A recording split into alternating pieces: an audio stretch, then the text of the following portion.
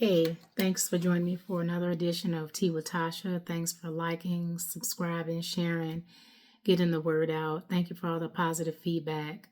I am so appreciative and so grateful. It really does encourage me. So I want to get into just, I guess, Marriage 101, episode 2. And I think we left off with talking about if you move in with somebody, like set your expectations because marriage is not some magical place that you go to. If you allow things when you're living together, those things are going to continue as you're married. If you allow him to stay out late and not being accountable for his time, then when you get married, he's going to do the same thing. Like I know it was a couple. I think the guy that was naughty by nature, I think his name was Tretch. And I know him, one of the girls from Salt and Pepper. I can't remember which one. But they had dated for like 10 years. I think lived together, had kids, I think 4 kids, and got married and was divorced in a year. Divorced in a year. How could you live with somebody for 10 years and be divorced in a year?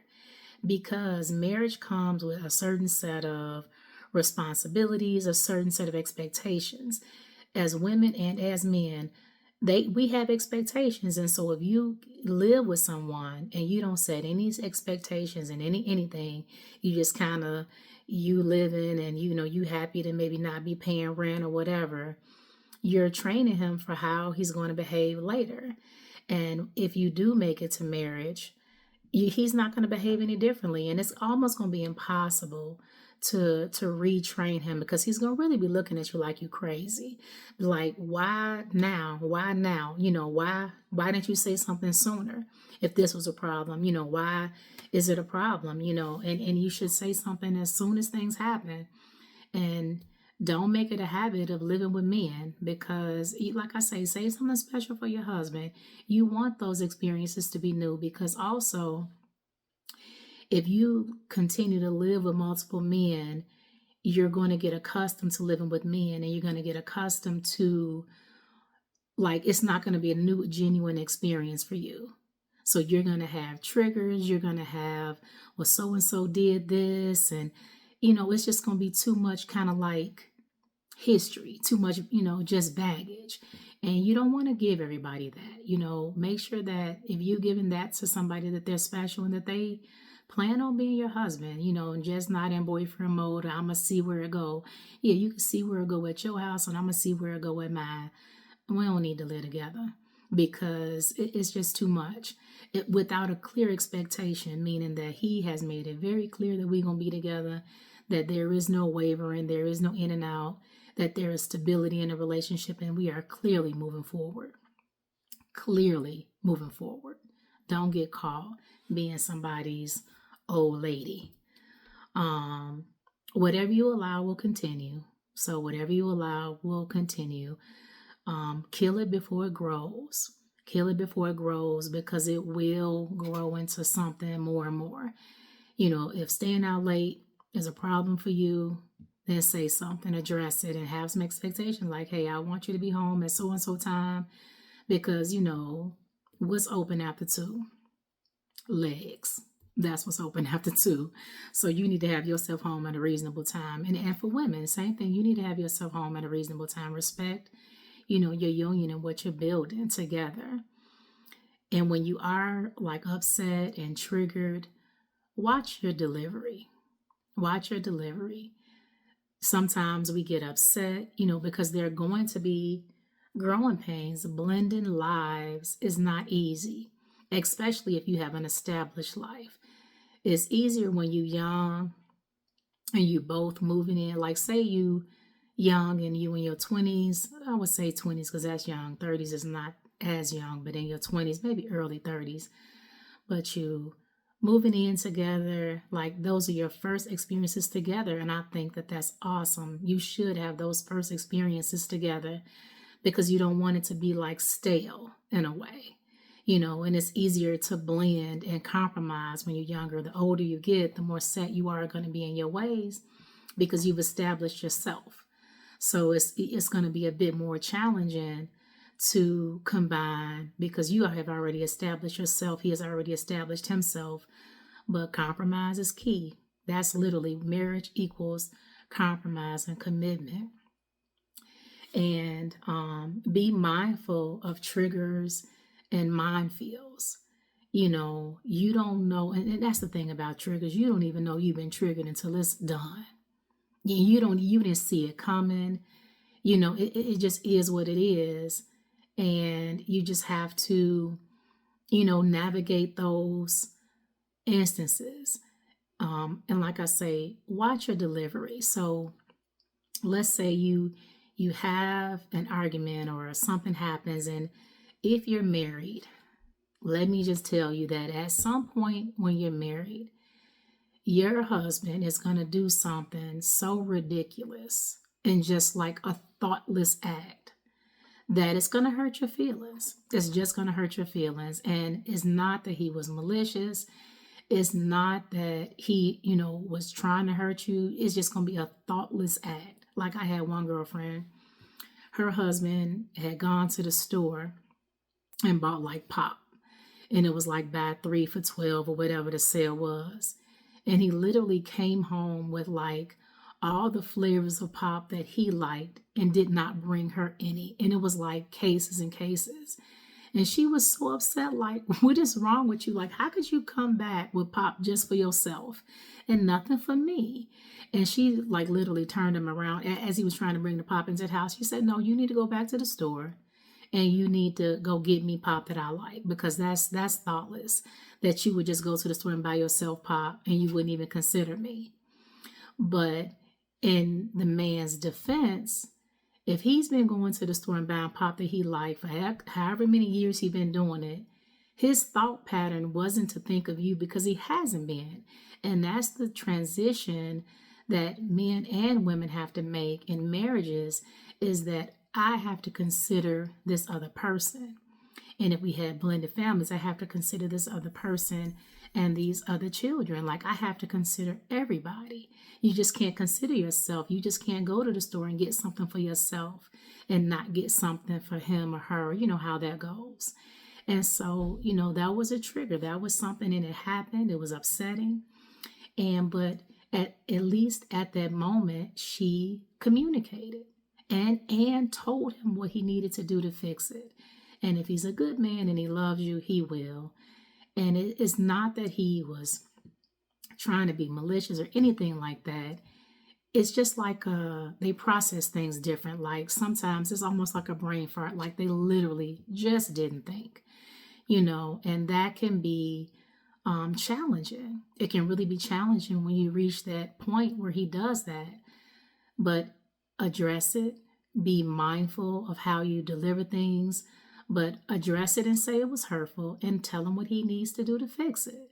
Whatever the thoughtless behavior was, because sometimes it just happens. And be very cautious of holding it in and being resentful and letting that fester, right? So this topic was going to be, I didn't even think I was going to get into this right here. I was going to wait till later, but I guess it is what it is. This is the hard part of marriage, the very hardest part. So say that was the instance of the pop. That was small, that was minor. But in marriage, if you don't address it, it'll happen again. And sometimes men just do things that are hurtful. And it's just like a lapse in judgment or whatever it is. And I think the hardest part of marriage is that, what if he does it and he doesn't really know how to make it right? He doesn't know what to say, what to do. And the hardest part is that you got to forgive him, because that's what's required. And then you have to, sometimes, if he doesn't know what to do, you are going to have to deal with it yourself and almost heal yourself. That's the hard part, because you have to do something about it so that you do not become resentful. Because it's one thing, the Bible talks about not going to bed angry. If the Bible said that you couldn't go to bed resentful, we'd all be sitting with toothpicks under our eyes up all night for 68 hours at a time, because that's how difficult it is. That's how difficult it is. And resentment comes when, say something happens and you just can't resolve that conflict. You can't get past it, and it's a very difficult thing. And sometimes, you think, dang, he hurt my feelings, and now I gotta clear the pathway of resolution. Now I have to be the one to direct how this is gonna go. It seems like too much. He may not apologize the way you want him to. Then it's gonna frustrate you even more, and it's gonna be like, oh my God, you're gonna feel like your soul is on fire because you are angry and you're upset, and you can't let that fester, because resentment, that is something serious, very serious. Because resentment means that you have some hurt that was unresolved, unaddressed. It wasn't handled well. And that's why I say conflict resolution is the biggest thing. And when you reach conflict, you have to resolve it. Because if you allow resentment to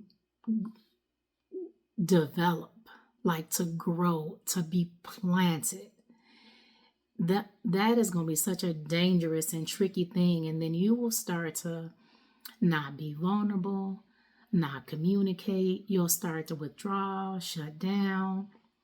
Or you're going to go the opposite way, screaming and hollering all the time and angry and going off because you have some resentment, some deep resentment.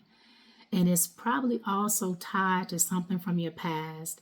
Your marriage is triggering it, because that's what marriage is going to do. Marriage is about, if you think that this is some blissful place, it's blissful. But when I say the skeletons are about to fly out the closet, they are about to fly out the closet. Marriage is going to test everything that you know, that you understand. It's going to get into some of the deepest places in your life that you thought you had closed the door. No, marriage is going to test it. That's what marriage is going to do. And that's why it's so important to know how to resolve conflict, because the more open and vulnerable you are, those things are going to come out. But the reason that they are coming out is for healing. Marriage is meant to be a healing environment. But if we don't handle it well, things become a resentful environment. So say you have a trigger. Your husband triggered you and he disappointed you in some kind of way. Typically, if he disappointed you and is triggering you and upset, this has something more to do with something that's going on with you than just this action that he did. This action of disappointment or whatever it was brought up all those feelings of how you were disappointed in your childhood and how you were disappointed in your young adulthood, how you were disappointed by your parents or your siblings or whatever it is. And because it's so sensitive to your heart, when he triggered it, now you are, man, the fuse has blown. You are upset, because it's something that it's like a bruise on your heart. And he's re-injuring something that he had no idea. His action may have been small, big, whatever it was, but it's a bruise on your heart. And it has more to do with something from your past that probably has nothing to do with him. And if he has triggered this more than one time, it still has more to do with something from your past, something from your hurts, something from your vulnerability. There's something in you that when he does this, that it upsets you. And if he does something that upsets you, you really do need to address it. You really do need to address it. You have to, because if you allow, like I said, if you allow resentment to plant in your marriage, goodness gracious, like I know it's that song and it says if we grow apart, it's the path we chose. And that's literally what it is. I know in another video I say your marriage is a living, breathing being. So you're either growing apart or you're growing together. You're figuring it out, but you're moving. It's always moving. Sometimes it moves really slowly. Like you could be on a nice little pace, and then when you reach a bump, you got to move slowly over that bump because you need to address it. You need to express what's happening with you. You need to express, hey, this is why this hurts my feelings. This is why this upsets me. And give him a pathway to, this is what I need from you to fix it. This is what I need from you going forward. Because if we don't fully address it, fully discuss it, fully, resolve conflict well, it's going to happen again. And it's going to be the reoccurring pain in your side and your marriage. And you're going to want to call it quits after a while because you're in a space where he keeps hurting you or she keeps hurting me. But you have to fully communicate, this is why this hurts. And if someone really cares about you and really wants this relationship, they will fix it. And it could be very complicated to get over that bump because, mind you, this is something that is attached to something that somebody did to you that has nothing to do with him. If I was disappointed in how I was treated when I was growing up, when he re-injures me, man, it's going to be something. And it's going to take time to be able to communicate that, to deal with it. It's just, like I say, when you're young and you're married, deal with it then. Deal with it then, because everything that you went through, everything that he went through, it comes together, and now it's called a marriage.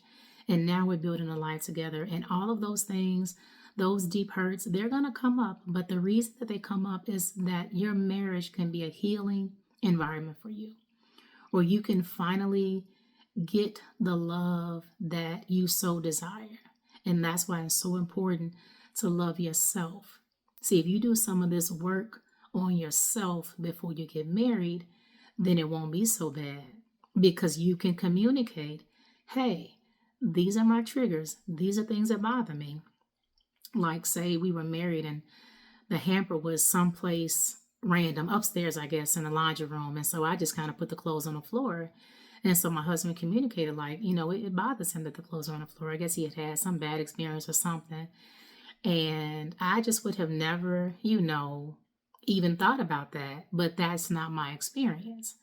But I knew going forward that if I couldn't find a hamper or was, located some other place, I just simply put the clothes in a chair. And then just imagine if he had not communicated that. Just imagine if he just not had communicated that bothered him. And then one day when he was empty on a short fuse and I had been doing this behavior, over and over, and then he blows up because, it just reached a minefield or just the tipping point about something so small. And that's generally like how things happen. I can appreciate that he communicates. I can appreciate when something happens, he says something, however minor it may be, because it may be minor to you, but it may be major to him, and so communication is key. And like I say, if you have issues with communicating and dating, you're not ready to be married. You're just not ready to be married because you're going to have to communicate if you want to be successful.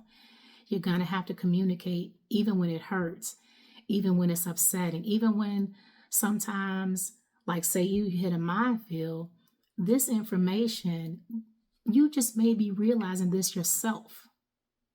Like you may just be putting it all together yourself. Like, this is why this bothers me. This is why this, like, marriage is going to open you up. Marriage is going to open you up. Everything that has been hiding in the shadows is going to come up. And it's because this is the place for healing. This is the place for healing in your marriage. That's because this is like, so marriage is supposed to resemble Christ in the church. So that's the same healing. That's why he says, marriage is a semblance of Christ in the church, because you're going to be healed when you go to Christ. You should be healed in your marriage. You should finally feel comfortable.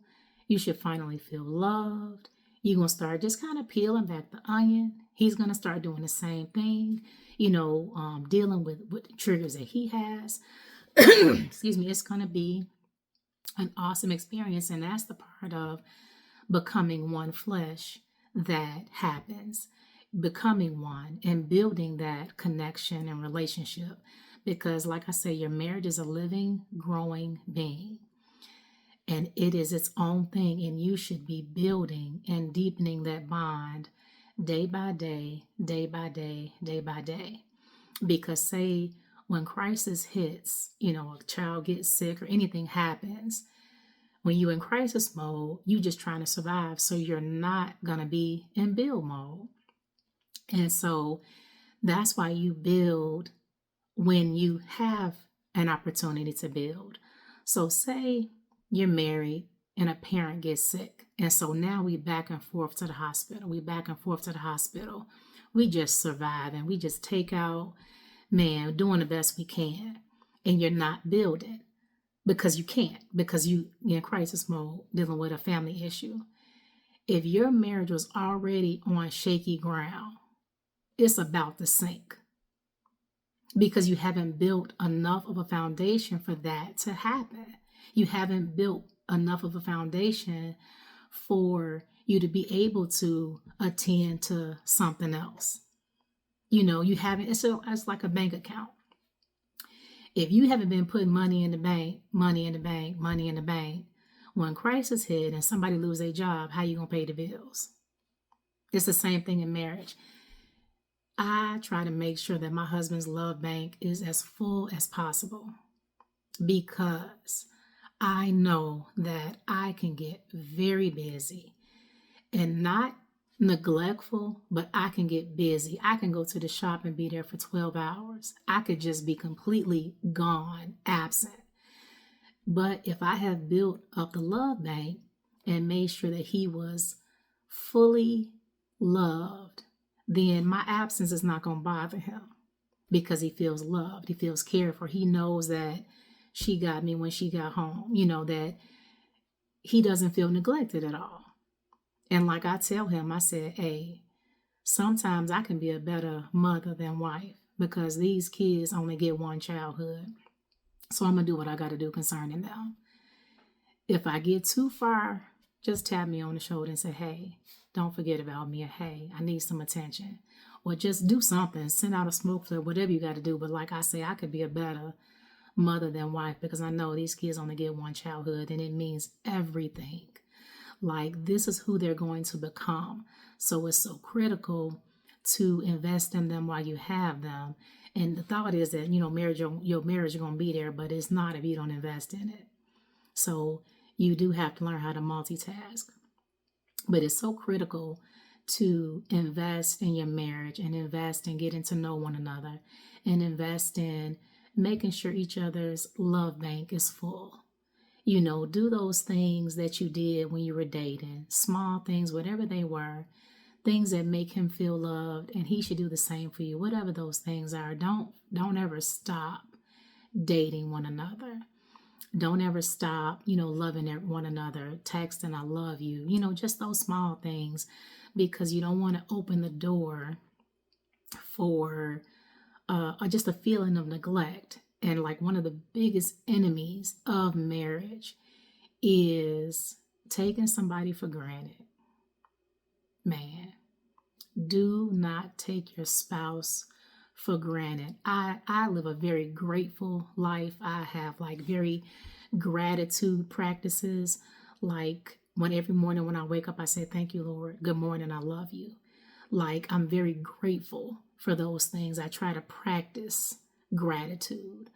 Like say if I'm walking and I stub my toe or I stumble, I say thank you, Lord, because I am so grateful I did not fall. Especially being older, like you just so grateful. If I pull into a parking spot and it was the right one that I needed, I said thank you. I just say thank you, like literally.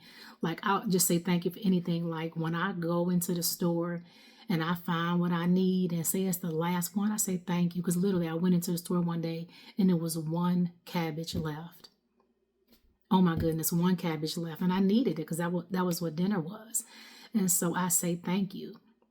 And so I practice gratitude.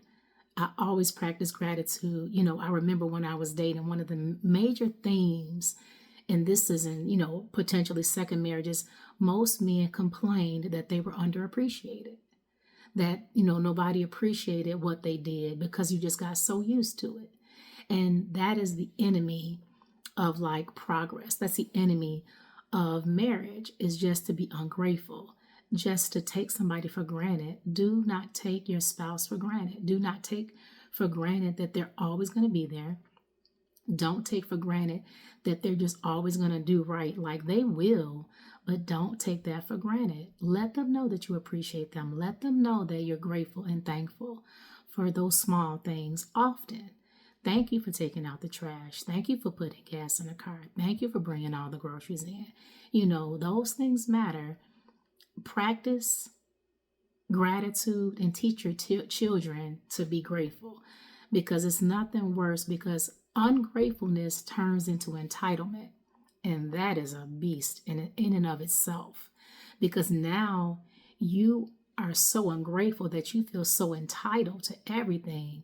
And ungrateful usually goes with you're not willing to do the work to get it or keep it. And it's an awful place to be ungrateful and then entitled. Be grateful, be thankful, practice gratitude, practice being thankful, because happiness is not some place that you go to. I'll be happy when I get married. I'll be happy when I get a house. No, you're not. You're going to be happy for a moment in time. It'll fade, and then you go back to your unhappiness. Happiness is created from within. And so you have to create that by being thankful. Thankful for where you are. Thankful for where you are. Thank the glass is half full, not half empty. Because there are so many people looking at you thinking, goodness gracious, they wish that they had half as much as you do. They wish they had a stable home. They wish they had a nice car. And here you are being ungrateful for something. Oh my goodness. It is just a bad habit. It is a bad habit. It's a bad habit to be ungrateful. It is a bad habit to be unthankful. Because how can you be so ungrateful for things that you have in your life? Like, remember when you prayed for these things that you have. Remember when you did not have a good job. Like, I always think back to like, wow, look how far I've come. Look how far I've grown. And I'm always thankful and always grateful, because it matters. It matters. It really does matter. Live a life of gratefulness. Live a life of gratitude. Thank God for a quiet day, a peaceful breakfast, a connection with a friend. Thank God for people in your life that you love and that you love you, that love you back. Be grateful. It is a better experience, because it will open up your life to more and better things.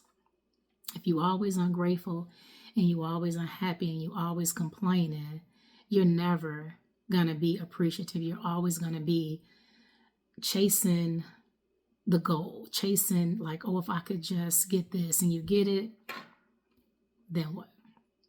Happiness comes from within, and it cannot be purchased. It just cannot be purchased. Things will make you happy temporarily, but they won't make you happy long term. Peace and genuine love will make you happy long term, and loving yourself, that love comes from within. And usually the love that comes from within is the love of God that comes from within. You know how the Bible talks about peace that passes all understanding. That's going to come from within. That's going to come from a bigger space than yourself. It's going to come from a bigger entity than yourself. You have to create that from within. Wow, didn't mean to go there. But I hope you have enjoyed this Tea with Tasha. I certainly have. And continue to share, like, subscribe, all that good stuff. Until we meet again.